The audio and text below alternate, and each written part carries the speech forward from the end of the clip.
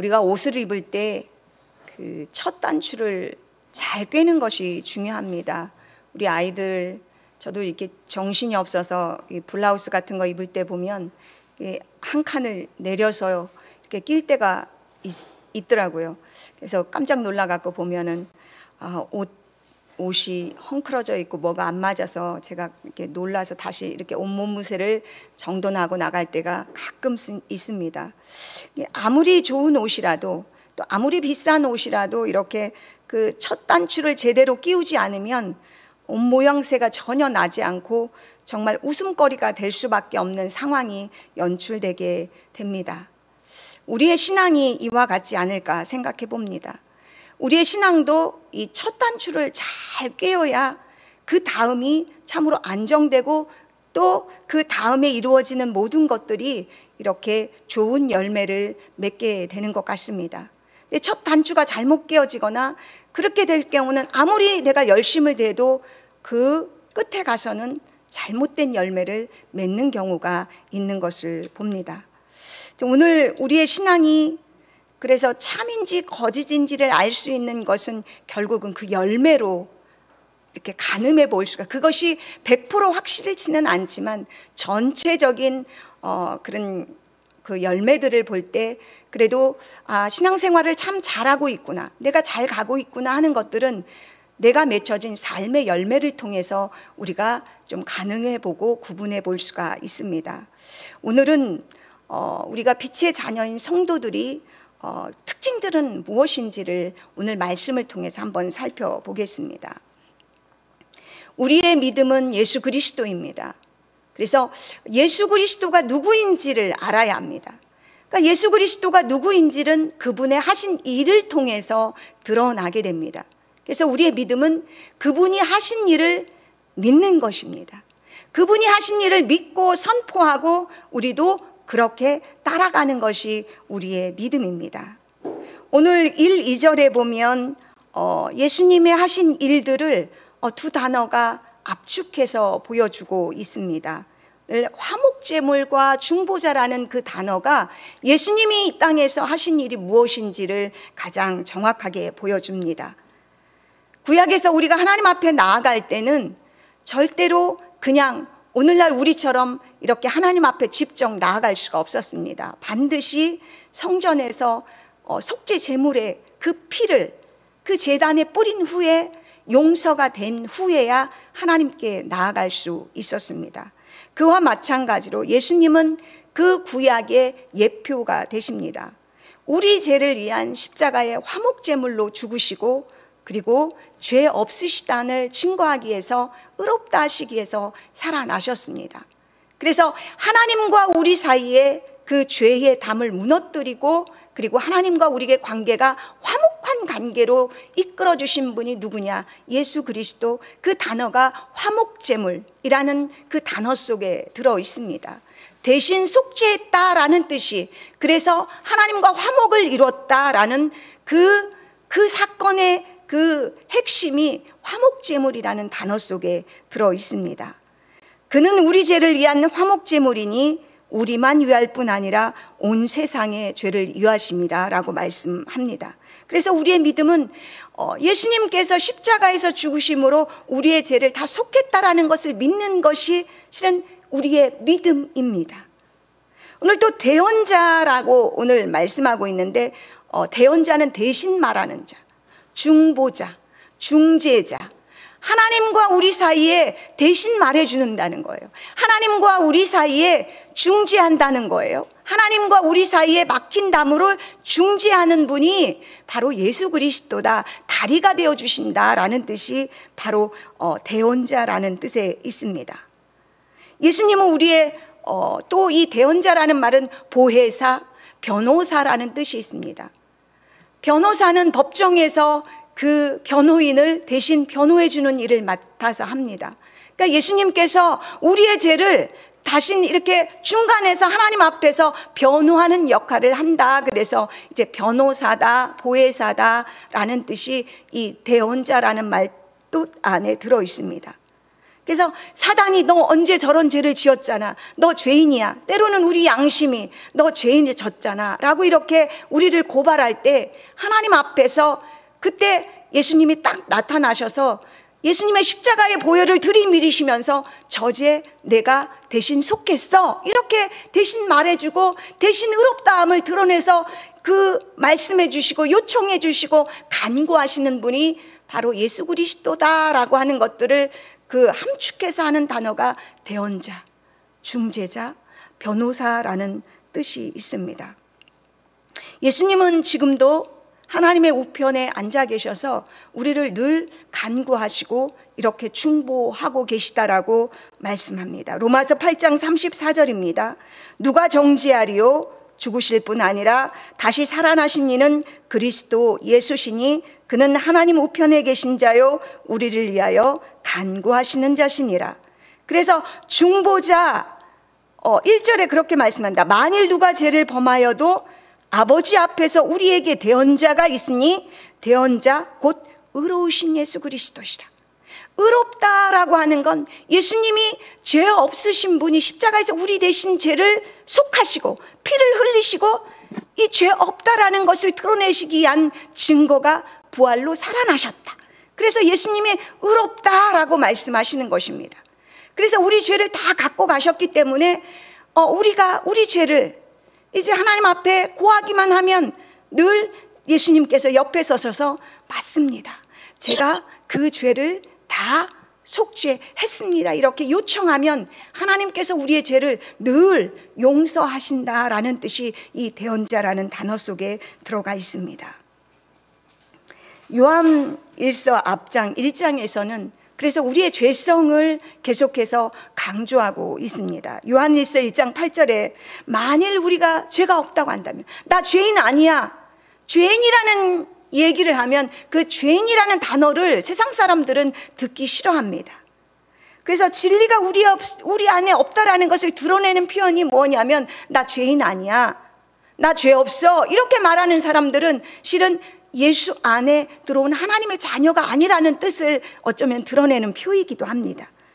또 요한일서 10절에도 그런 말을 합니다. 우리 범죄하지 않았어.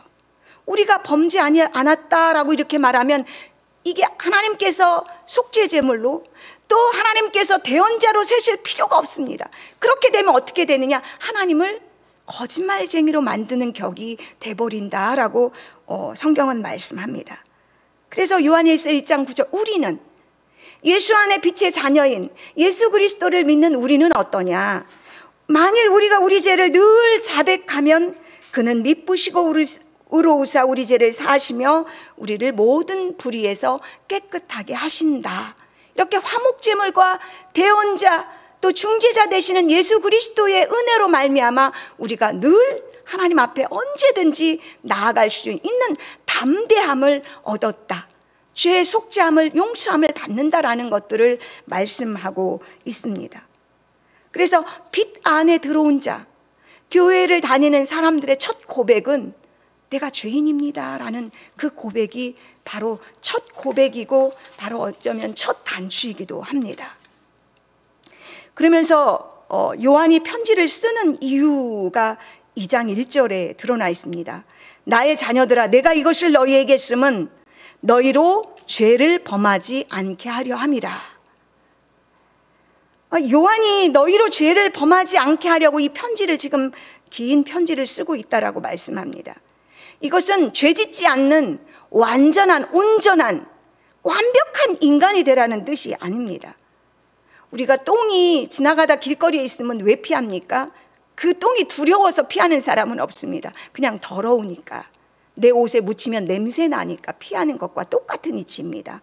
그러니까 죄를 피하고 거부하되 만일 죄를 부득이하게 지었을 경우 그때 언제든지 내가 하나님 앞에 고백하면 하나님은 늘 예수 그리스도의 속죄의 피로 말미암아 우리를 죄 용서하신다라는 말씀이 돼 있습니다. 그래서 계속해서 그 죄 없는 상태에 그런 관계 속에서 계속 유지하고 있어라.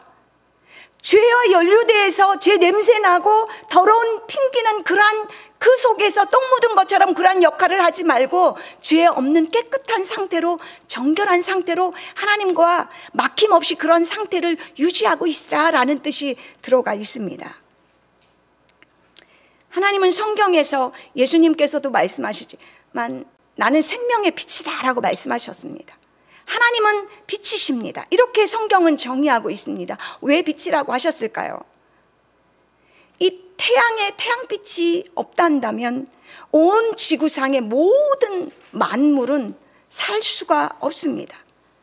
그 생명의 빛이, 그 태양빛에 의해서 모든 자연도, 모든 동식물도, 그리고 저희 인간까지도 먹고 마시고 살아갈 수가 있는 존재라는 뜻입니다. 그러니까 생명의 근원이 누구냐? 하나님이시라는 것입니다. 그러니까 예수 안에 들어온 자는 누구냐? 바로 하나님의 생명의 빛 안에 들어와 있는 자다라고 하는 뜻이 바로 하나님은 빛이시다, 우리는 빛의 자녀다라는 뜻이 그 안에 들어 있습니다. 저희 교회가 지하 1층입니다. 얼른 지하 1층을 벗어나야 합니다. 그런데 지하 1층에 들어오면 캄캄해요. 그런데 스위치불 하나만 탁 켜면 어떻게 됩니까? 어둠이 물러가서 지금처럼 이렇게 빛 안에 있습니다. 우리와 하나님의 관계가 그러하다는 것이에요. 이 어둠 가운데 있었다가 예수 그리스도를 믿음으로, 예수께서 우리를 속죄하심으로 말미암아 스위치를 탁 킨 순간과 같이 빛 안에 있는 상태, 이런 상태로 계속 하나님과 관계를 맺고 계속 가라 하는 것입니다. 그런데 다시금 이 스위치불이 내려서 죄를 지으면 어떻게 될까요? 또다시 우리는 빛 안에 있지만 또 죄에 눌려서 죄의 속성에 따라서 그렇게 죄의 영향력 안에 살아가는 자이기도 하다는 뜻입니다. 그러니까 죄에 상관없는 자가 되게, 죄를 우리가 상관없이는 살 수는 없지만 늘 하나님과 교제에 교통하면서 이 빛 안에 계속해서 머물러 있어라 라는 뜻이 죄를 범하지 말아라 하는 뜻 안에 들어가 있는 것입니다.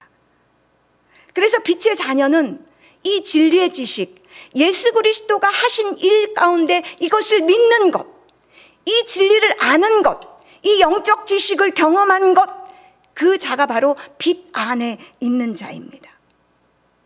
근데 오늘 2절에 보면 우리만 이해할 뿐 아니요 온 세상의 죄를 이해하십니다 라고 이렇게 온 세상과 우리라는 단어로 우리를 구분하고 있습니다. 요한일서는 이렇게 구분을 합니다. 우리 이 빛 안에 있는 자와 어둠 가운데 있는 자를 특별히 요한복음도 그러하고 예수 믿는 하나님의 자녀는 빛 안에 있는 자, 그리고 아직도 세상 가운데 있는 자들은 어둠 가운데 있는 자다. 그래서 이렇게 마귀의 자녀다 이렇게 요한복음은 심지어 말하기도 합니다. 그런데 오늘도 우리만 이해할 뿐 아니요 하나님의 이 속죄되심의 십자가의 죽으심의 그 효력은 온 세상의 모든 만민을 위해서 죽으셨습니다.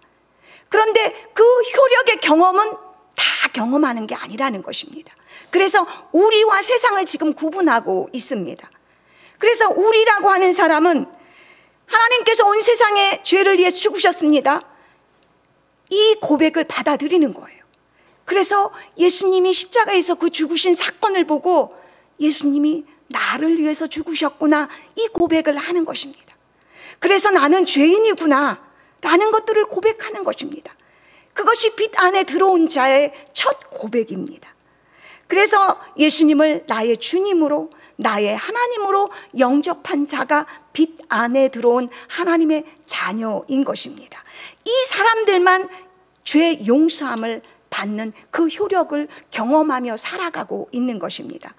이 지식을 갖고 있는 자, 바로 예수 그리스도의 그 속죄의 지식을 갖고 있는 자, 바로 이 자들이 하나님의 자녀, 빛된 자녀인 것입니다. 두 번째 하나님의 자녀의 특징이 오늘 나와 있습니다. 그러면 빛의 자녀의 특징은 예수님을 따라가는 그 삶에서 예수님의 성품과 그 예수님의 행위를 따라가는 것이 그의 열매로 맺혀진다라고 합니다. 그것을 이제 먼저 빛의 자녀로서 우리가 3절, 4절에 나와 있습니다. 우리가 그의 계명을 지키면 이로써 우리가 그를 아는 줄로 알 것이요. 이렇게 예수 그리스도가 누구신가를 아는 것, 그가 하신 일이 내 경험으로 받아진 자는 그를 안다는 거예요. 그런데 그를 아는 자의 열매가 뭐냐면 이제 그의 계명을 지킨다라는 거예요. 그의 말씀을 지키고자 한다라는 거예요. 하나님이 선포하는 말씀, 또 성경 말씀을 지키려고 이제 자꾸 애를 쓴다라고 하는 것입니다. 그래서 하나님을 아는 것은 이론이 아닙니다. 지식, 머리의 생각에서 멈추는 게 아니라는 것을 보여줍니다. 이것은 경험적인 영적인 지식입니다. 예수님이 이 땅에 오셨습니다. 그리고 십자가와 부활을 이루셨습니다. 그런데 우리는 그것을 어떻게 내 사건으로 여겨집니까? 예수님이 나를 찾아오셨을 때 하나님과의 관계를 맺는 것입니다. 내가 예수님을 만난 경험이 있는 자는 나는 죄인입니다. 나를 위해서 예수님이 십자가에 죽으신 게 맞네요. 전에는 몰랐는데 그게 믿어지네요. 내가 죄인인 게 드러났네요. 이렇게 개인적인 경험을 갖게 되는 것입니다. 그래서 하나님과 이제 하나님을 나의 아버지로 이렇게 관계를 맺는 영적인 관계, 실제 그것은 보이지 않지만 내 삶 속에서 이제 드러납니다. 역동적으로 드러납니다. 하나님의 말씀을 듣고 하나님의 말씀대로 살려고 합니다. 기도도 하고 예배도 드리고 그래서 믿음을 갖게 하려고 하고 그런 움직임이 우리 삶 속에 있습니다. 그리고 이웃과 관계 속에서 내가 하나님 말씀대로 살려고 하나님 뜻대로 살려고 움직이는 역동성이 우리 삶 속에 변화하고 일어난다라고 하는 것입니다. 그래서 하나님을 안다라고 하는 것은 그냥 이론적인 것이 아니라 머리로만 아는 것이 아니라 내 마음으로 체득이 되어서 내 입으로, 내 얼굴로, 내 손과 발로, 내 행위로 이렇게 열매를 맺는 게 그 첫 번째가 무엇이냐? 계명을 지키는 것으로 나타난다라고 오늘 말씀하고 있습니다. 그런데 여기 계명을 지키지, 그를 안다고 하면서 4절에 그를 아노라 하고 그러면 그의 계명을 지키는 자는 거짓말하는 자다라고 하는 것입니다. 지키지 않는 자는. 내가 그를 안다. 나 예수 그리스도 알아. 나도 교회 가봤어. 그런데 그 계명을 나와 상관이 없는 것으로 터부시하는 자들은 실은 거짓말하는 자란, 실제는 그 진리가 그 안에 들어오지 않았다라고 하는 거죠. 그러면 우리가 이렇게 계명을 지키는 것, 이것 굉장히 좀 무거운 짐으로 여겨질 때가 있지 않습니까? 이것이 내게 십계명 지키는 것, 부모를 공경하는 것, 이웃을 속이지 않는 것, 이런 것들이 우리에게 때로는 이게 교회 다니면 헌금도 해야 되고 기도도 해야 되고 새벽 기도도 가야 되고 예배도 한 번 있는 것이 아니고 너무 많은 짐이라고 생각하는 분들도 때로는 있습니다. 나는 그래서 편안한 천주교로 갈 거예요, 이러는 분들이 있어요. 그러면 그 계명을 지키게 하는 그 원동력이 뭐냐? 나의 열심으로부터 시작되는 거냐? 아니면 그것이 하나님으로부터 오는 거냐? 그 질문을 드리는 것입니다. 5절에 그 답이 있습니다. 누구든지 그의 말씀을 지키는 자는 하나님의 사랑이 참으로 그 속에서 온전하게 되었나니 이로써 우리가 그의 안에 있는 줄을 아노라. 하나님의 말씀을 지키는 자는 그 안에 뭐가 있냐? 하나님의 사랑이 있다라고 합니다. 그래서 하나님의 사랑이 그 안에서 온전하게 되어서 그의 열매 계명을 지키는 것으로 말미암아 그가 예수 안에 있다라는 표시라고 하는 것입니다.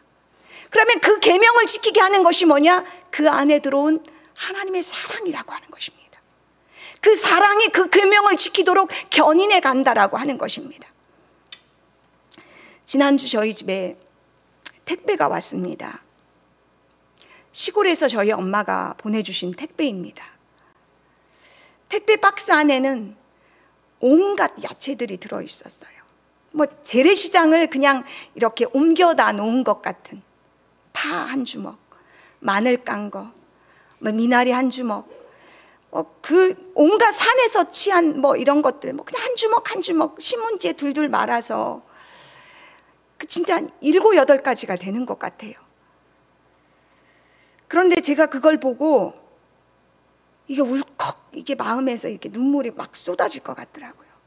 지금 저희 아버지가 오토바이 사고로 지금 3주째 병원에 입원해 계십니다. 엄마가 그 소식 때문에 놀라서 자꾸 깜빡깜빡 하시고 너무 놀랐다라는 증거죠. 그리고 더 그것을 이제 막 속상해서 잊으려고 막 일을 찾아다니시는 거예요. 일하지 말라 그러면 밭에 가 계시고, 뭐 하지 말라 그러면 산에 가서 먹 캐신다 가시고. 제가 어떤 마음으로 그걸 보내주셨는지를 아는 거예요. 그냥 우리 자식 사랑하는 마음 때문에 보내주신 거잖아요. 택배 상자 그거는 돈 가치로 따지면 2만 원도 채 안 될 것입니다. 그 택배 상자 자체는 볼품이 없습니다. 그런데 다른 사람은 몰라도 저는 그 엄마가 어떤 정신에서 어떠한 마음으로 그것을 신문지 싸서 그것을 그 택배 상자에 넣는지를 저는 압니다. 다른 사람은 그것이 보잘것없고 볼품없고 그냥 사서 먹으면 더 빠르지, 더 건강한 음식 될 수도 있고, 그런데 저는 우리 엄마의 마음을 알기 때문에, 그 손길을 알기 때문에 저는 그것을 소홀히 할 수가 없는 것입니다. 하나님의 사랑이 이와 같다라는 생각을 제가 했습니다. 독생자 예수 그리스도를 십자가에 내어주신 그 사랑이 바로 그와 같습니다. 내가 하나님 사랑해서 예배를 드리는 거로 때로는 착각할 때가 있습니다. 그런데 그렇지 않다라고 하는 거예요. 내가 이 사랑에서 온 거는 실은 하나님이 우리를 견인해 가시는 것이죠. 그 사랑 때문에, 그 사랑에 조금이라도 보답하기 위해서 하나님 앞에 나와 있는 것뿐인 것입니다. 요한일서 4장 10절입니다. 사랑은 여기 있으니 우리가 하나님을 사랑한 것이 아니요 오직 하나님이 우리를 사랑하사 우리 죄를 위하여 화목제로 그 아들을 보내셨습니다. 그러니까 이 땅에 예수 그리스도를 죽이시기 위하여 십자가의 화목제물로 보내주신 건 어쩌면 저희 엄마가 그 사랑을 담아서 택배로 보내주신 택배 상자와 같다는 생각을 했습니다. 하나님이 이 땅에 죽어가는 영혼들을 향해서 그것이 너무 가슴 아파서 하나님이 하늘에서 택배 보내온 그 십자가의 사랑이 바로 하나님의 사랑의 택배인 것입니다. 탕자를 기다리는 아버지를 우리는 아시잖아요. 그 아버지가 나이가 들고 그 그린 그림 안에 있잖아요. 어제나 이제나 자기의 유산을 가져가서 호랑방탕하게 아버지 뜻대로 살지 않는 그 둘째 아들이 그래도 집으로 돌아오기를 아침 저녁으로 그 희미한 눈으로, 보이지 않는 그 눈을 가지고 그 먼 곳에서 기다리는 그 아버지의 마음이 바로 하나님 아버지의 마음. 아직은 우리 안에 들어오지 않은, 세상에 남아있는 그 하나님을 모르는 그의 자녀들이 돌아오기를 바라는 간절한 마음이, 그 마음이 우리로 하여금 그렇게 계명을 지키도록 한다라고 하는 것입니다. 그래서 6절에 그의 안에 산다고 하는 자는 그의 행하시는 대로 자기도 행할지니라 라고 말씀합니다. 그럼 예수 안에 산다고 하는 자는 예수 그리스도가 행하신 대로, 예수 그리스도가 이 땅에서 보여주셨던 그 성품과, 그리고 예수 그리스도가 제자들에게 보여주셨던 그 행위를 그대로 따라가는 거라는 거예요. 그러면 예수 그리스도를 닮아가는 우리 속에, 그 행위 속에 하나님의 사랑 안에 우리가 하나가 된다라고 하는 거예요. 하나님과의 관계가 그 사귐 안에 있다라고 하는 것을 보여주는 말씀입니다. 그래서 빛의 자녀가 하나님을 안다라고 하는 것은 이론이 아니고 지식이 아니고, 이런 영적인 관계가 그분을 닮아가면서 예수 그리스도를 닮아가는 그 행위 안에 하나님의 사귐이 계속 어우러져 있다라고 하는 말씀을 하고 있는 것입니다. 성도가 예수님을 닮아가는 건 쉽지 않지요. 계명을 우리가 이렇게 지키는 것도 쉽지 않은데 예수님을 닮아가는 것 어렵습니다. 예수님이 하신 말씀을 따라가는 것, 아까 말씀드린 부담이 됩니다. 그러나 그것을 지켜가면서 얻는 것이 무엇입니까? 죄에 대해 예민해지는 것입니다. 나는 이것도 하지 못해. 또 죄를 지었어. 또 이것도 안 되는 거구나. 내 힘으로 할 수 있는 것이 정말 없구나. 그럴 때마다 뭘 붙잡습니까? 예수님의 보혈이 필요합니다. 주님의 은혜가 필요합니다. 이것도 할 수 없는 존재가 저입니다. 하나님 도와주십시오. 성령님, 내가 이것도 못합니다. 우리 하는 가정에서, 우리가 만나는 사람과 일 속에서 정말 우리가 부여잡을 것이 너무도 많다는 것을 깨닫게 되는 것입니다. 그러면 그 하나님의 사랑이 우리를 그렇게 살도록 견인해 가신다라고 하는 것입니다. 세 번째, 빛의 자녀의 특징이 이제 7절부터 11절 사이에 나옵니다. 사랑의 계명으로 완성이 되는 것을 보여주고 있습니다. 사랑하는 자들아, 7절입니다. 내가 새 계명을 너희에게 쓰는 것이 아니라 너희가 처음부터 가진 옛 계명이니 이 옛 계명은 너희가 들은 바 말씀이거니와 다시 너희에게 새 계명을 쓰노니 그에게와 너희에게도 참된 것이라. 이는 어둠이 지나가고 참 빛이 벌써 비침이니라.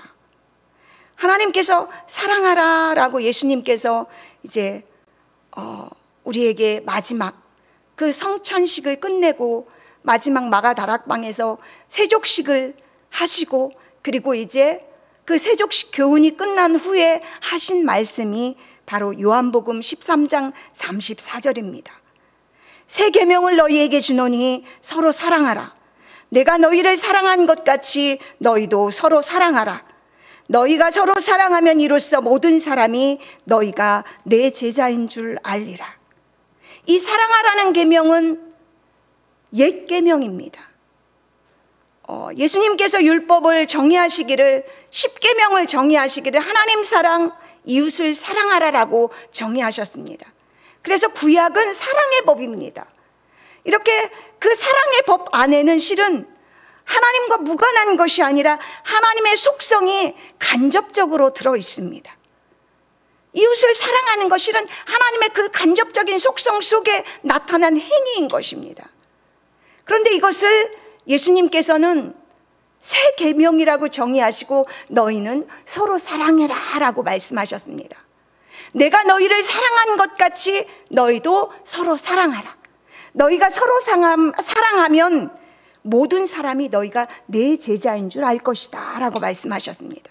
왜 사랑하라고 하셨을까요? 이 사랑하라는 것은 옛 계명인 것 같으면서도 옛 계명의 속성이 있지만 전혀 다른 서로 사랑하라는 계명입니다.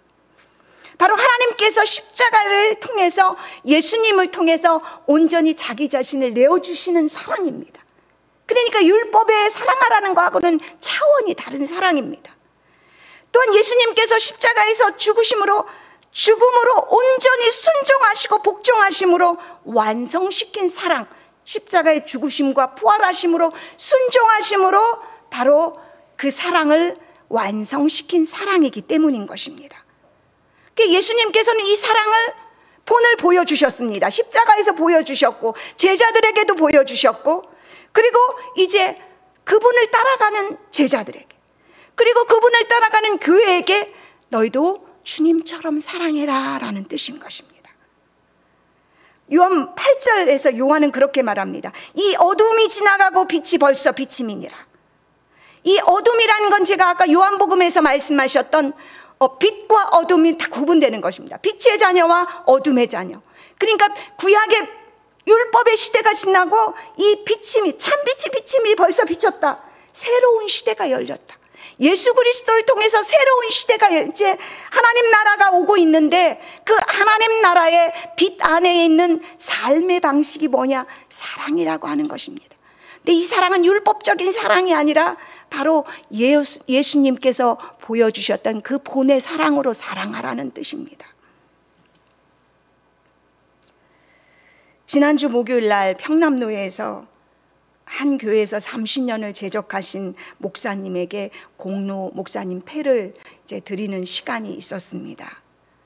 공로 목사 추대식에서 이제 그 30년 동안의 그분의 삶을 감사해서, 또 다른 목사님께서 이제 감사의 말씀 가운데 제가 그 버팀목에 대하여라는 시를 그게 이렇게 굉장히 마음에 와닿더라고요. 제가 설교를 준비하면서 다시금 그 버팀목이라는 그 단어가 생각이 나서 이 시를 한번 찾아봤습니다. 제가 이 시를 읽어드리겠습니다. 버팀목에 대하여. 복효근.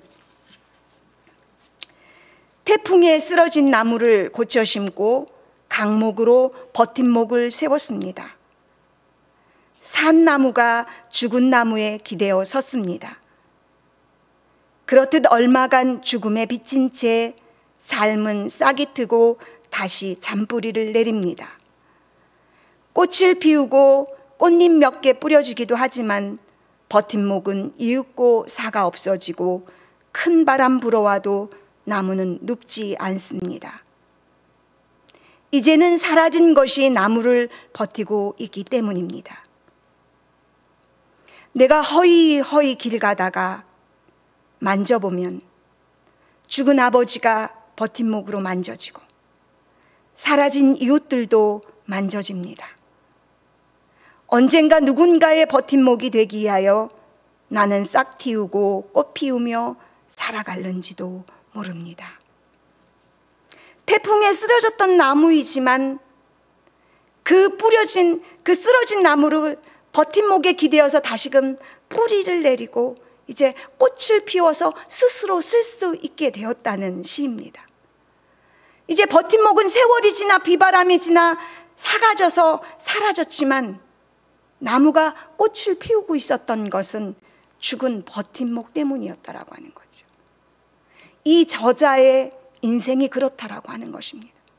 죽은 아버지가 그의 삶의 버팀목이었고 보이지 않은 수많은 이웃들의 손길에 버팀목이 있었기 때문에 그 사람 스스로 있는 것이 아니라 그 버팀목 때문에 지금 본인 당신이 있다라는 걸 이 버팀목이라는 나무에 빗대서 이 저자가 말씀하고 있는 것입니다. 우리가 이 자리에 있는 것, 하나님의 자리에 있는 것, 하나님의 자녀로 살아가는 것, 예수 그리스도의 큰 버팀목이 있기 때문에 가능한 것입니다. 또한 우리가 또한 이 믿음에 자랑하는 성장하는 것, 교회가 단단히 쓰여져 가는 건 우리 목사님의 버팀목이 되어주고 누군가가 보이지 않는 속에서 기도하고 섬겨주고 하는 보이지 않는 섬김의 버팀목이 분명히 있기 때문에 교회가 든든히 서가고 단단해지고 건강한 교회로 되어진다라고 하는 것입니다. 예수님의 서로 사랑하라는 말씀은 누군가의 버팀목으로 살아내라는 뜻입니다. 나만 사는 것이 아니라 제가 과일나무를 종종 이 버팀목을 생각하면서 과일나무가 주렁주렁 열린 사과나무를 생각해 봤습니다. 그 사과나무 가지에는 반드시 버팀목이 있습니다. 그 가지가 찢어지지 않고 열매가 무겁기 때문인 것입니다. 그러나 어느 누구도 그 버팀목에 관심을 두는 사람은 없습니다. 주렁주렁 열매, 그 사과나무에 관심을 둡니다. 그냥 버팀목은 쓰러져 없어지고 사라져 없어져 버립니다. 서로 사랑하라는 그 말씀은 그와 같습니다. 나를 드러내는 것이 아니고 보이지 않는 속에서 사랑의 섬김으로 죽어지고 헌신하고 누군가를 위해서 그렇게 할 때 그 누군가는 생명의 그 버팀목 속에서 그 죽어진 그 버팀목으로 말미암아 건강한 나무로, 건강한 믿음의 나무로 자라나 주렁주렁 많은 열매들이 맺힌다라고 하는 것입니다. 오늘 빛의 자녀는 이러한 버팀목에 대한 그런 삶 속에서 하나님과 서로 사귐이 있는 것입니다. 하나님이 몰라주는 것이 아니라 하나님이 그 안에서 우리를 버텨주시기 때문에 또한 그것도 가능한 것이라고 하는 것입니다. 빛 안에 있다라고 하는 건 하나님의 그 사랑으로 우리가 견인하게 하며 그 사랑 때문에 우리가 하나님의 계명을 지키고 심지어 이렇게 서로 살아가는 버팀목으로 살아낼 수 있도록 하게 하는 근원임을 보여줍니다.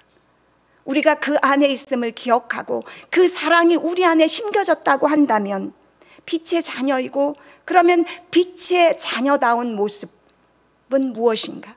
이 버팀목으로 살아내라는 것입니다. 알아주든 알아주시지 않든. 그러면 하나님의 사귐 안에서 하나님이 언젠가 하나님 앞에 섰을 때 우리에게 생명의 면류관을 우리에게 씌워 주실 것입니다. 기도하겠습니다.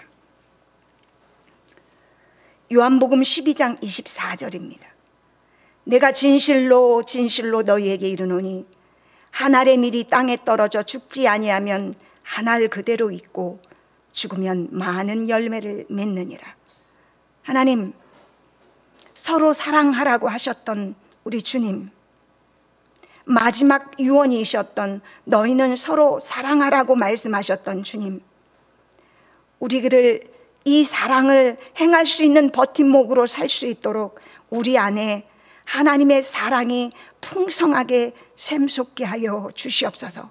그 사랑 때문에 하나님 보이지 않는 손길로 누군가의 버팀목이 되는, 한 가정의 버팀목이 되고 한 교회의 버팀목이 되고 한 직장의 버팀목이 되는 그 사랑으로 썩어지게 하여 주옵소서. 감사드리며 예수 그리스도의 이름으로 기도하옵나이다. 아멘. 광고 보겠습니다.